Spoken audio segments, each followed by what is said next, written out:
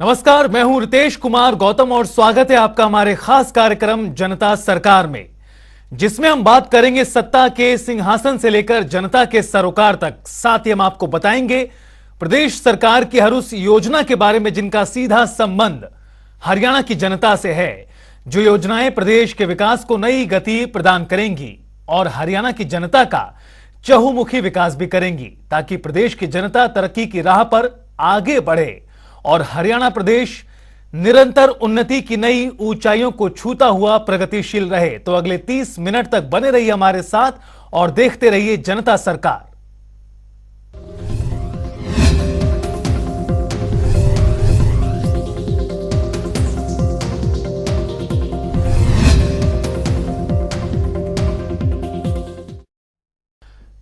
मुख्यमंत्री मनोहर लाल के नेतृत्व में हरियाणा प्रदेश देश के अग्रणी राज्यों में शुमार होता जा रहा है। दरअसल हरियाणा में पिछले 8 वर्षों में सड़क, रेल और हवाई तंत्र के आधारभूत ढांचे को विकसित करने पर विशेष फोकस दिया गया, जिसमें सरकार कुंडली मानेसर पलवल एक्सप्रेसवे के बाद 5,618 करोड़ रुपए की लागत से Palwal Sonipat double line Haryana orbital rail corridor के निर्माण का कार्य कर रही है। रिपोर्ट आपको दिखाते हैं। हरियाणा सरकार प्रदेश को आगे बढ़ाने के लिए कई महत्वपूर्ण योजनाएं चला रही है, जिससे प्रदेश के विकास के साथ साथ नागरिकों का भी चहुमुखी विकास हो रहा है। इन मनोहर नीतियों के कारण आज हरियाणा प्रदेश औद्योगिक क्षेत्रों में भी विकास की ओर अग्रसर हो रहा है। इसी कड़ी में ब्रह्मवर्ष से 56 वर्षों में हरित क्रांति का सिरमौर रहे हरियाणा अब पिछले 8 वर्षों में मुख्यमंत्री मनोहर लाल ने औद्योगिक क्रांति की ओर अग्रसर किया है। एक और जहां प्रदेश में 18,422 करोड़ रुपए के निवेश 1,59,622 उद्योग लगे हैं, वहीं इनसे लाखों लोगों को प्रत्यक्ष अप्रत्यक्ष रूप से रोजगार उपलब्ध हुए हैं। हरियाणा सरकार ने सड़क, रेल, हवाई आधारभूत ढांचे को विकसित करने पर विशेष फोकस देकर कुंडली, मानेसर, पलवल एक्सप्रेसवे और कई नए औद्योगिक शहर विकसित करने की कवायद भी तेज की है। वहीं भौगोलिक दृष्टि के अनुसार मुख्यमंत्री मनोहर लाल के नेतृत्व में हरियाणा प्रदेश देश विदेश के निवेशकों की पहली पसंद रहा है। कुंडली मानेसर पलवल एक्सप्रेसवे के बाद 5,618 करोड़ रुपए की लागत से Palwal Sonipat double line Haryana orbital rail corridor के निर्माण का कार्य आरंभ होने से दिल्ली के व्यापारियों ने भी हरियाणा का रुख किया है। केएमपी के साथ साथ पंचग्राम अवधारणा के साथ 5 नए शहर बसाने का खाका तैयार करने का कार्य जारी है, जो साल 2041 की संभावित जनसंख्या को ध्यान में रखकर किया जा रहा है। इन नए शहरों के बसने से दिल्ली में न केवल जनसंख्या घनत्व कम होगा, बल्कि दिल्ली के उद्योग में भी इन शहरों में शिफ्ट करेंगे। हरियाणा में पिछले 8 वर्षों में सड़क, रेल और हवाई तंत्र के आधारभूत ढांचे विकसित करने पर विशेष फोकस किया गया है। आज हरियाणा के हर जिले से कम 3 या 4 राष्ट्रीय राजमार्ग गुजरते हैं। साथ ही उद्योग के लिए सड़क, रेल और हवाई तंत्र सुदृढ़ होना आवश्यक है, जिस पर हरियाणा पिछले 8 वर्षों में खरा उतरा है। हिसार हवाई अड्डे को उड़ान योजना के तहत विकसित किया जा रहा है और आने वाले समय में इसे एविएशन हब को MRO के रूप में तैयार किया जाएगा। पिछले 8 सालों में मुख्यमंत्री मनोहर लाल ने जिस तरह से हरियाणा के विकास का पहिया तेज गति से घुमाया है, उसके फलस्वरूप हरियाणा विकासशील प्रदेशों में देश का अग्रणी राज्य बनकर उभरा है और कई क्षेत्रों में अन्य राज्य इसका अनुसरण कर रहे हैं।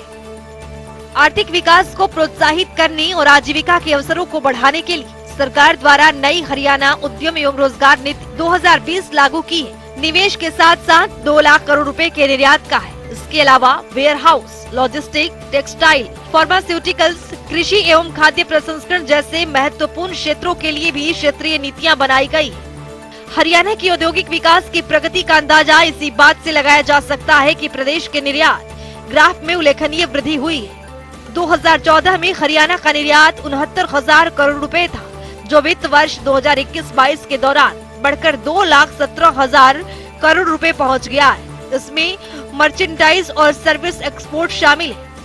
अब तो राज्य सरकार ने प्रदेश में इलेक्ट्रिक वाहन निर्माण और उपयोग को बढ़ावा देने के लिए हरियाणा इलेक्ट्रिक वाहन नीति 2022 भी अधिसूचित कर दी है।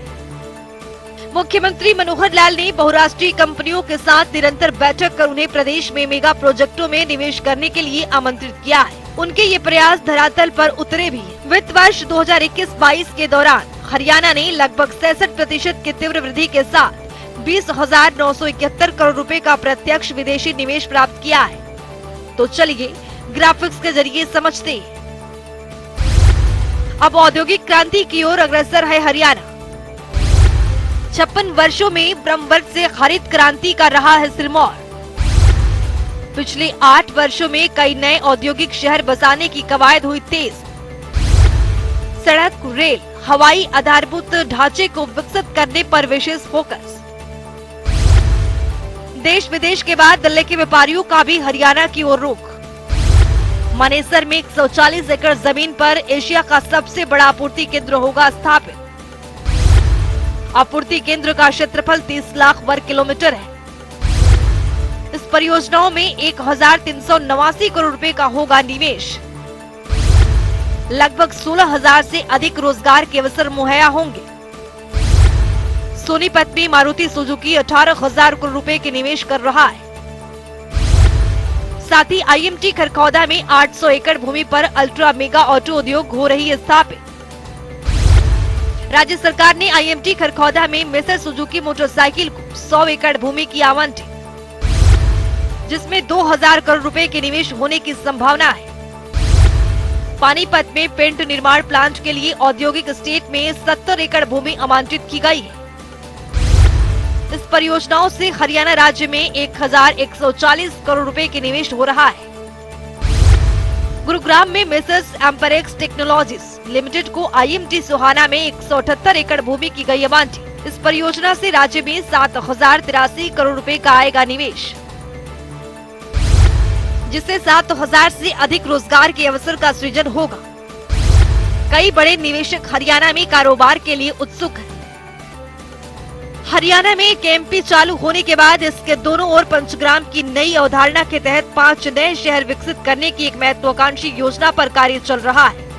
इस परियोजना से दिल्ली के व्यापारी हरियाणा में अपना व्यवसाय बढ़ाने की संभावना तलाशने लगे हैं, जिसमें मुख्य रूप से होलसेल मार्केट, आजादपुर सब्जी मंडी और मसाला कारोबार से जुड़े व्यापारी शामिल हैं। इसको लेकर दिल्ली के विभिन्न व्यापारिक एसोसिएशनों ने हरियाणा के मुख्यमंत्री मनोहर लाल से अनेक बार मुलाकात की है और मुख्यमंत्री ने आश्वासन दिया है कि हर प्रकार से कारोबार सहूलियत में सरकार की ओर से उन्हें मदद की जाएगी। आज ईज ऑफ डूइंग बिजनेस और ईज ऑफ लिविंग इंडेक्स में हरियाणा ने नई ऊंचाइयों को छुआ है, जिसके चलते देश विदेश का हर निवेशक हरियाणा में आना चाहता है। विश्व की 400 से अधिक फॉर्च्यून कंपनियां ने तो गुरुग्राम में ही अपना कारोबार पहले ही स्थापित कर लिया है। मुख्यमंत्री के प्रयासों से जहां आज कारोबारियों को कारोबार करने के लिए अनुकूल माहौल मिल रहा है, वहीं व्यापार से जुड़ी सभी सुविधाओं को ऑनलाइन करने और एक ही छत के नीचे उपलब्ध होने से हरियाणा व्यवसायियों की पहली पसंद बन गया है। ब्यूरो रिपोर्ट, जनता टीवी। तो वहीं सूबे के मुखिया मनोहर लाल के नेतृत्व में प्रदेश एक नए आयाम स्थापित कर रहा है, जिससे प्रदेश की छवि दिन ब दिन बदलती ही जा रही है। मनोहर सरकार प्रदेश के गरीब जरूरतमंद तक योजनाओं का लाभ पहुंचाने के लिए हर मुमकिन कदम उठा रही है। इतना ही नहीं, देश के अन्य राज्यों में भी मनोहर नीतियों को अपनाया जा रहा है। चाहे बात प्रदेश में परिवार पहचान पत्र की करें या फिर अंत्योदय योजना से प्रदेश के हर एक नागरिकों के विकास की, इन सब में हरियाणा एक नए कीर्तिमान स्थापित कर रहा है। मुख्यमंत्री मनोहर लाल के विकास कार्यों से जुड़ी देखिए हमारी एक खास रिपोर्ट।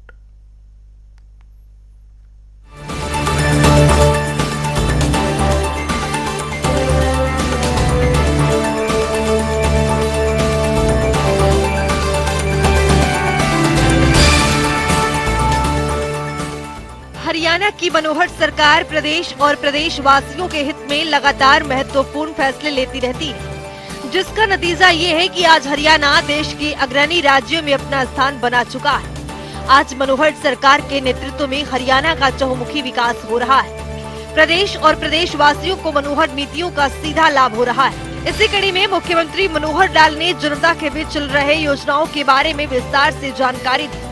मुख्यमंत्री मनोहर लाल ने बताया कि अंत्योदय योजना का लाभ सबको मिल रहा है और चिरायु योजना का लाभ 28 लाख परिवारों तक पहुंच रहा है। कि कोई भी योजना जो हमारी शुरू होती है वो किसी साल को या किसी चुनाव को रख के कभी नहीं बनाता मैं। मेरे सामने होता है जनहित लोकहित। जनहित लोकहित ये सबसे बड़ा लक्ष्य है मेरा। और इसमें जब हमको ये ध्यान में आया कि प्रधानमंत्री जी ने घोषणा की है आयुष्मान भारत की, आयुष्मान भारत में जो SCCC data, socio economic caste census data 2011 में जो बना था, उसके आधार पर वो योजना लागू की है सारे देश में। उस बात को 11 साल हो गए उस डाटा को इकट्ठे किए हुए। समाज में निरंतर परिवर्तन होते रहते हैं, परिवारों की आय कम हो ज़्यादा हो ये बदल होती रहती है। उसमें भी जो BPL की लिमिट थी वो 1,20,000 रुपये प्रति परिवार प्रति वर्ष की आय थी। आज सिनेरियो बदल गया है लोगों की, यानी एक प्रकार से इन जनरल भी जैसे आर्थिक स्थिति प्रदेश की होती है उस हिसाब से बदलती है। आज हमको लगता है कि वो उस डाटा के परिवार 15.5 लाख परिवार उस समय सूची में थे। जब हमने गोल्डन कार्ड देने शुरू किए तो वो परिवार ही 9 लाख हमको मिले, बाकी 6 लाख परिवार या तो कई बार ऐसे गरीबी के परिवार होते हैं वो कहीं शिफ्ट कर जाते हैं, बाहर प्रदेशों के परिवार होते हैं, या उनकी आय लिमिट ऊपर हो जाती है, वो खुद भी कार्ड बनवाने के लिए आते नहीं हैं। तो ऐसे मात्र 9 लाख परिवार। जब हमने इनकम बेस्ड सारा ये डाटा परिवार पहचान पत्र के माध्यम से इकट्ठा किया तो हमने उस आय लिमिट को 1,80,000 किया और वो बन गया 28 लाख परिवार, 28,89,000, टू बी मोर स्पेसिफिक 28,89,000 परिवार हो गए। अब हमको लगा कि ये सारे परिवार उसमें जोड़ने चाहिए, तो केंद्र ने तो हमको मैक्सिमम लिमिट दी हुई 15.5 लाख परिवार की, हमने उसको 28,89,000 किया है। तो 13,89,000 परिवारों को अतिरिक्त प्रदेश सरकार की ओर से 5 लाख का स्वास्थ्य का बीमा करने के लिए योजना बनाई। उस योजना का नाम है चिरायु हरियाणा, एक्सटेंशन ऑफ आयुष्मान भारत। आयुष्मान भारत में केंद्र सरकार का योगदान रहता है 60% का, 40% प्रदेश सरकार देती है, लेकिन 15 लाख से ऊपर, 15.5 लाख से ऊपर जो 13 लाख ये परिवार हैं, इनका पूरा पैसा प्रदेश सरकार खर्च करेगी और इस पर हमारा लगभग 500 करोड़ रुपया साल का ये हमारा खर्च होगा। अब ये टारगेट है गरीब आदमी को उसके इलाज पर पैसा न खर्च ना करना पड़े, ये टारगेट वो है। मुख्यमंत्री की इन्हीं मनोहर नीतियों के कारण आज हरियाणा ने अपनी पहचान विदेशों में भी बनाई। मुख्यमंत्री मनोहर लाल के नेतृत्व में हरियाणा ने सबसे तेजी से विकास कर रहे राज्यों में खुद को शामिल किया है। बात चाहे हरियाणा के विकास की या फिर हरियाणा वासियों की या फिर सभ्यता और संस्कृति को बढ़ावा देने की, हरियाणा की मनोहर सरकार ने हर दिशा में महत्वपूर्ण कदम उठाया है, जिसका परिणाम जमीनी स्तर पर देखने को मिल रहा है। योजना जो चिरायु बताई है, चिरायु भी अंत्योदय का एक हिस्सा है। अंत्योदय का मतलब है कि जो गरीब है उसका अपलिफ्टमेंट करो, उसमें उसकी खर्च में सहयोग करो या उसकी इनकम बढ़ाओ। हमने जो परिवार पहचान पत्र बनाया है इसके अंदर अलग अलग कैटेगरी के वर्ग के लोगों को हमने छांटा है। जैसा अगर 1 लाख रुपया पर परिवार पर ईयर, अगर मैं इनकम की बात करके परिवारों को छांटता हूं, वो परिवार 7 लाख मिलते हैं मुझे। 7 लाख परिवारों में से कोई ना कोई एक व्यक्ति जिसको कोई रोजगार दिया जाए, जो उसकी सहायता की जाए ताकि वो अपनी आय को बढ़ा सके। इसके लिए हमने मुख्यमंत्री अंत्योदय परिवार उत्थान योजना चलाया ताकि इनको परिवारों का उत्थान कैसे करें। हमने कैंप्स लगाए, लगभग 500 के आसपास कैंप्स लगे हैं। 2.5 लाख परिवारों का उसके अंदर हमने बुला करके उनकी काउंसलिंग कराई, उनसे पूछा है किस बात में रुचि है, क्या वो काम कर सकते हैं, क्या उनको स्किलिंग के माध्यम से उनका लेवल ऊपर उठा सकते हैं, क्या किसी को प्राइवेट नौकरी में नौकरी दिलवा सकते हैं, क्या किसी को लोन की आवश्यकता, काम करना चाहता है उसको लोन मिल सकता है क्या। तो अभी तक इसी साल में ये शुरू किया हमने, क्योंकि 2 साल पीछे कोविड के ये हमारे एक प्रकार का मैं ये कहूँगा कि वो आधे अधूरे ही काम हुए हमारे। बाहर जाके काम कर नहीं सके, फील्ड में लोग काम के लिए उतर नहीं पाए, घर से काम करना पड़ा, ऑनलाइन काम करना पड़ा। लेकिन अब उस पर शुरू किया है तो लगभग 32,000 परिवारों को उसका सीधा लाभ मिल चुका है। ये ग्राउंड रियलिटी है। जबकि उनको किसी को 1 लाख की जरूरत है 1 लाख, किसी को 2 लाख की जरूरत है 2 लाख, किसी को अपनी दुकान में पैसा चाहिए, मानो छोटा सा दुकान उसको बनानी है उसके लिए चाहिए, किसी को 2 पशु पालने हैं उसके लिए चाहिए, किसी को कोई छोटी मशीन लगा के अपना छोटा उद्योग लगाना है उसके लिए चाहिए। ये 32,000 तो बैंकों से सीधा सीधा इनको लाभ मिला है। जिन लोगों को नौकरी दी है, ऐसे नौकरी वाले लोग भी काफ़ी इसमें आगे आए हैं। जैसे अभी हमारा एक HKRN हरियाणा कौशल रोजगार निगम, ये हमने पोर्टल बनाया और हमने घोषणा की कि जो आउटसोर्सिंग पर अभी तक हम ठेकेदारों से लोग लेते थे, बहुत शोषण होता था लोगों का, उस शोषण को बंद करने के लिए हमने अब सीधे सीधे जो गरीब लोग हैं उनको HKRN के माध्यम से जो आउटसोर्सिंग की नौकरी वो देनी शुरू किया। सबसे पहले TGT PGT टीचर्स मैंने स्वयं अपने हाथ से 4100 लोगों को बटन दबा करके, और जो सबसे पहले गरीब लोग हैं, जिनकी आय 1 लाख से कम है, जिनकी आय 1,80,000 तक है, उनको अलग अलग प्राथमिकता देकर, जैसे हमने 1 लाख से नीचे के जो परिवार हैं उनमें से कोई पीजीटी टीजीटी मिल गया तो उसको 50 अंक दिए, 1,80,000 तक कोई है उसको 40 अंक दिए, 1,80 से ऊपर मानो 3 है या 2.5 है उसको हमने 30 दिए, उसके ऊपर 20 दिए, ताकि जो सबसे गरीब परिवार है उसकी इनकम के हिसाब से उसको वरीयता दिया जाए। 4,000 लोगों को नौकरी दी है, अभी और 4-5,000 हमने देनी है, तो ये अंत्योदय है। तो इस प्रकार के हमने सरकारी नौकरी में भी एक योजना बनाकर कि जिसके परिवार में एक भी सरकारी नौकरी नहीं है उसको 5% अंक अलग दिए। अभी अंत्योदय है, इसको लेकर के लोग कोर्ट में पहुंचे कि तो डिस्क्रिमिनेटरी है। कोर्ट ने कहा कि नहीं, जनता के हित में किसी प्रकार की ऐसी योजना कि आखिरी आदमी को अगर उठाने के लिए कोई स्पेशल, आखिर रिजर्वेशन भी तो यही चीज होती है कि रिजर्वेशन में भी गरीब परिवारों को लाभ मिले ताकि वो आगे बढ़ जाए। इसी प्रकार से हमने ये सब किया तो कोर्ट ने इसको अपहट किया। मनोहर सरकार ने अंत्योदय की भावना से टीचर्स ट्रांसफर के लिए एक सिस्टम बनाई जिससे अध्यापक खुश नजर आ रहे हैं। आपको बता दें कि मुख्यमंत्री मनोहर लाल ने स्कूलों में डबल डेस्क की सुविधा करने की योजना बनाई ताकि प्रदेश के बच्चों का विकास हो सके और बच्चे अपने भविष्य उज्जवल बनाने में कामयाब हो पाए। अध्ययन करने के बाद अभी नहीं, बल्कि बहुत पहले से मैं इन विषयों के ऊपर अपना विचार विमर्श करते हुए अपना मन बनाए हुए था। 1996 से लेकर के 99 तक हमारी सरकार, यानी हम पार्टनरशिप में थे चौधरी बंसलाल जी की सरकार में। उस समय में मैंने ये कहा था कि जो इतनी भीड़ आती है अध्यापकों की, क्योंकि शिक्षा मंत्री रामविलास शर्मा थे, वो हमारी पार्टी से थे, मैं देखता था कि वहाँ बरामदे में, उनके कमरे में भीड़ लगी रहती थी, और क्या ट्रांसफ़र कराना है। अब 80,000 अध्यापक हैं हमारे, 80,000 अध्यापकों में से 2-4 हज़ार भी इस चक्कर में रहें तो ऐसा लगता है सारा बिल्डिंग भर गई। हमने उन समय कहा कोई सिस्टम बनाइए, और सिस्टम बनाएंगे तो ये सारी भीड़ की ज़रूरत नहीं होगी। उन्होंने कहा क्या सिस्टम?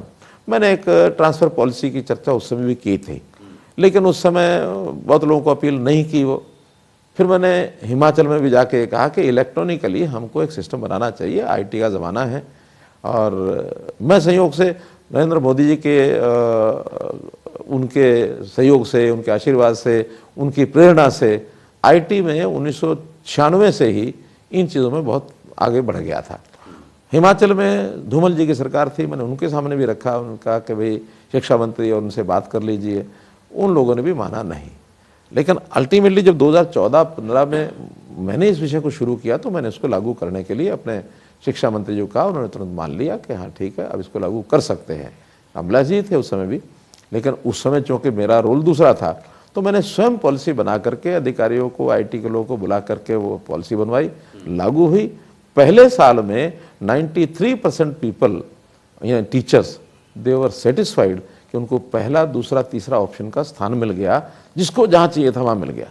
केवल 6-7% लोग जो स्पार्शी लोग होते थे, बार बार बहुत घर के नज़दीक, शहर के अंदर वो नौकरियां करना चाहते थे, केवल उन्हीं को डिससेटिस्फेक्शन थी। इसको धीरे धीरे हमने लागू कर दिया बाकी चीज़ों में भी। जब ये सफलतापूर्वक आगे बढ़ गया तब हमको ध्यान में आया कि आईटी के माध्यम से हम ह्यूमन इंटरफेस के बिना बहुत अच्छे रिजल्ट्स ले सकते हैं। फिर हमने ई दिशा केंद्र हैं, केंद्र सरकार की ओर से भी ये सारे विषय आने लगे, CSCs हैं, VLEs हैं, और हर चीज़ को एक इलेक्ट्रॉनिकली या जिसको कहना चाहिए डिजिटलाइजेशन का काम जैसे जैसे बढ़ा तो बहुत सरल हो गया कि सारी चीज़ें आसानी से आगे बढ़ गई। हमें ध्यान में आया कि इसमें से एक रोग जो समाज में बहुत भयंकर है वो है करप्शन का। करप्शन भी इसमें काफ़ी कम हुई, क्योंकि ह्यूमन इंटरफेस में ही कई तरह के, सब तरह के लोग होते हैं, अच्छे लोग भी हैं, मध्यम दर्जे के भी हैं, और बहुत ऐसे घटिया दर्जे के भी हैं कि जो हर अपनी कलम के अंदर जो उनके ताकत है उसको एनकैश करने के लिए करप्शन का धंधा वो करते रहे हैं। इन चीज़ों पर भी रोक लगी और काम में स्पीड आई। ई फाइलिंग का हमने सिस्टम शुरू किया। अब जो फाइल जिसको कहते हैं ना, सरकार की फाइल सरक सरक कर चलती है, अब वो बिना टाइम लगाए वो फाइल यहाँ से दबाई वहां पहुंच गई, वहां से दबाई वहां पहुंच गई, इधर से उधर क्लिक से ही चली गई, और वहां अपना फटाफट जो कुछ उन्होंने उसके बाद फाइल में रिकमेंडेशन करनी है, अप्रूव करनी है, जो कुछ करना वहां से उठी वहां चली गई। तो इसलिए टाइम कंज्यूमिंग नहीं है, फास्ट है, करप्शन यानी नहीं है, पेपरलेस है, यानी हैसल फ्री सिस्टम ये आईटी का बहुत चीजों में लागू कर दिया हमने। इतना ही नहीं, मुख्यमंत्री मनोहर लाल के नेतृत्व में हरियाणा प्रति व्यक्ति आय के मामले में न केवल बड़े राज्य में शामिल है, बल्कि प्रति व्यक्ति आय के मामले में भी नंबर 1 पर है। इतना ही नहीं, वित्त प्रबंधन बेहतर होने के कारण हरियाणा बजट घाटे को नियंत्रित करने में भी सफल हो सका है। वहीं मुख्यमंत्री मनोहर लाल ने योजनाओं के बारे में जानकारी देते हुए बताया कि जनता के दरवाजे पर योजनाएं पहुंच रही है। और एक हमारी पार्टी का जो सिस्टम बना है कि नहीं, सरकार की हर सेवा हमारे पास क्यों आए, हम उनको देने के लिए जाए। यानी एक होता है डिमांड बेस्ड, एक होता है नीड बेस्ड। डिमांड बेस्ड है, लोग आ रहे हैं, डिमांड कर रहे हैं, हमको दो, हमको दो, हमको दो। सरकार एक घोषणा करती है स्कीम की, प्रचारित करती है कि ये स्कीम है, बोलो किसको चाहिए। सब आते हैं लेने के लिए, अप्लाई करते हैं और वो भीड़ लगाते हैं, तब हम किसी को देते हैं, किसी को नहीं देते हैं। जरूरतमंद आ भी नहीं पाता है, वो घर बैठा, उसकी अप्रोच ही यहाँ तक है नहीं, उसको पता ही नहीं है कि किस योजना का लाभ कैसे लेना है। तो ये सिस्टम पहले चलते रहे। आज हमने सिस्टम किया नीड बेस्ड, कि नीड किसकी क्या है, उसके लिए परिवार पहचान पत्र बनाया, डाटा इकट्ठा किया, जिसकी जरूरत होती है उसके घर में जाकर के वो चीज देते हैं। तो इसको कहते हैं शासन जो है वो आपके द्वार पर, सरकार आपके द्वार पर, at your door step, delivery at your door step. कि जो आदमी गरीब है हम ढूंढ ढूंढ निकाल रहे हैं, 1 लाख से नीचे के परिवार कौन कौन है पहचान करते हैं, वेरीफाई करते हैं, आओ भाई, बुला के लाते हैं।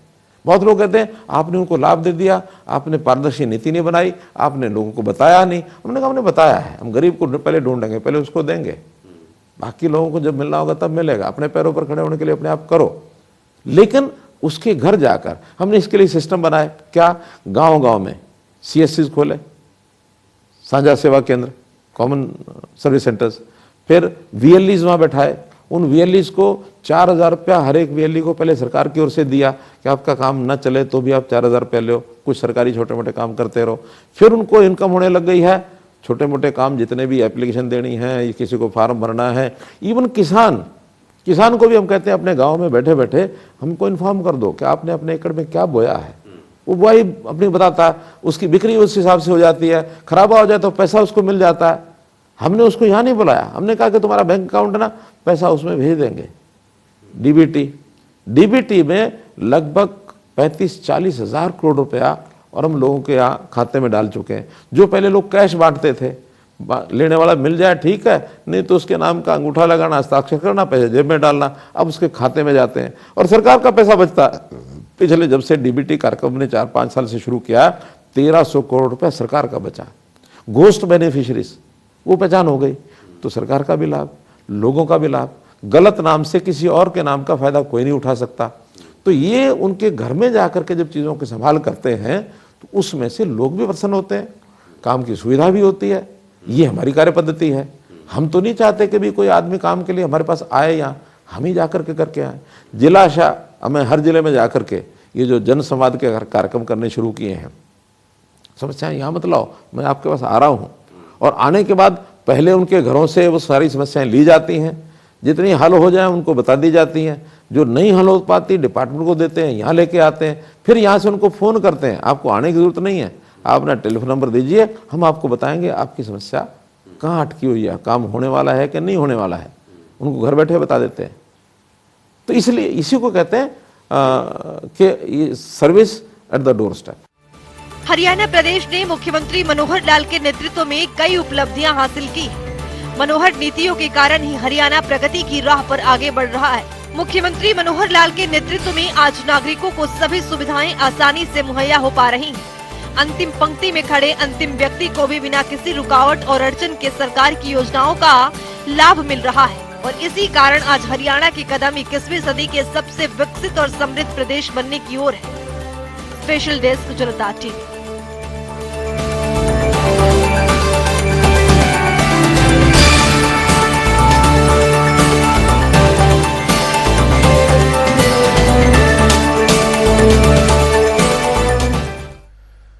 तो सरकार की तमाम योजनाओं पर विस्तार से जानकारी देते मुख्यमंत्री मनोहर लाल को आपने सुना। इस खास कार्यक्रम के जरिए हमारा मुख्य उद्देश्य हरियाणा सरकार की कल्याणकारी योजनाओं की जानकारी और उसका लाभ प्रदेश के हर नागरिक तक पहुंचाना है, क्योंकि जब प्रदेश का हर नागरिक समृद्ध और खुशहाल होगा तभी प्रदेश विकास के पथ पर आगे बढ़ेगा।